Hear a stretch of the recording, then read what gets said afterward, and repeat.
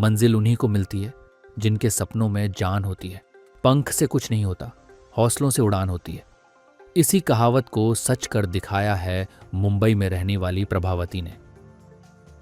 दरअसल 65 वर्षीय प्रभावती ने 10वीं की परीक्षा में 52% हासिल कर इस कहावत को सच साबित किया है।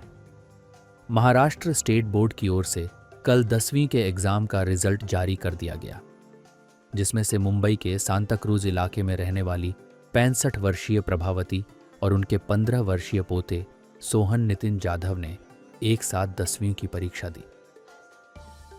प्रभावती को 10वीं कक्षा में 52% अंक हासिल हुए, जबकि उनके पोते को 62% अंक हासिल हुए।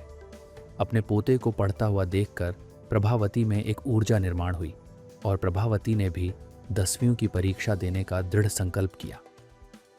मुझे तो खुशी तो हुई, ऐसा कुछ नहीं, मगर थोड़ा ये भी जो आदमी है तो इतना थोड़ा लगता है और अच्छा लगा मुझे। मेरा बड़ा वाला पोता है ना, वो पढ़ता था, मुझे वो अभ्यास पढ़ता था ना, तो उसको देख के ना मुझे ऐसा लगा कि कभी उसको मैंने दिया समझो कि प्रथम तुम पानी पी लो, तो उसका ध्यान उधर में नहीं था, ना खाने पे ध्यान रहता था ना किधर भी। तो हम उसको बोलते थे तुम खाना खा लो ये, मगर फिर भी उसके हाथ में किताब था।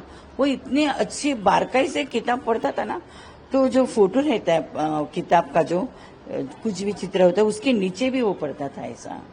तो उससे देख के मुझे ऐसा लगा कि अपन भी पढ़ना चाहिए, क्योंकि मैं तो पढ़ी थी ना क्या, मगर शादी हुई, फिर बच्चे, फिर संसार, ये वो सब इसकी वजह से रह गया क्या। जिम्मेदारियां जो है वो खूबी निभाई है आपने। हाँ। जिंदगी में हमने देखा, अब एक नई उपलब्धि भी हासिल की है। कितना कठिन रहा है कि घर की जिम्मेदारियां, बहुत कठिन। पढ़ाई, बच्चों को पढ़ाना, उसके बाद खुद भी पढ़ना, कैसा रहा?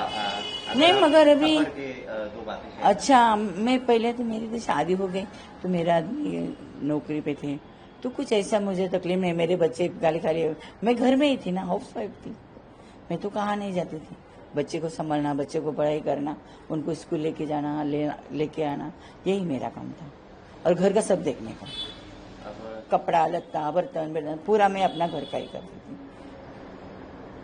10वीं की एग्जाम तो खैर पास किया है आपने, अब 10वीं के आगे का क्या सोचा है? नहीं, ऐसा तो आगे तो मैंने सोचा नहीं है, क्योंकि याद नहीं रहता है। पढ़ना भी तो होता, मगर याद तो रहना चाहिए।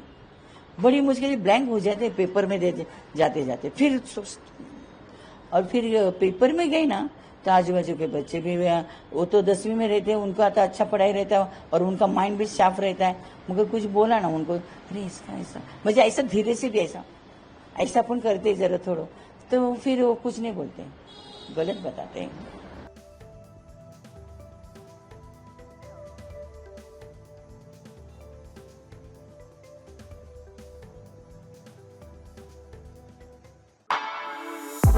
For exclusive and insightful videos, subscribe to our new channel ABP Live Premium.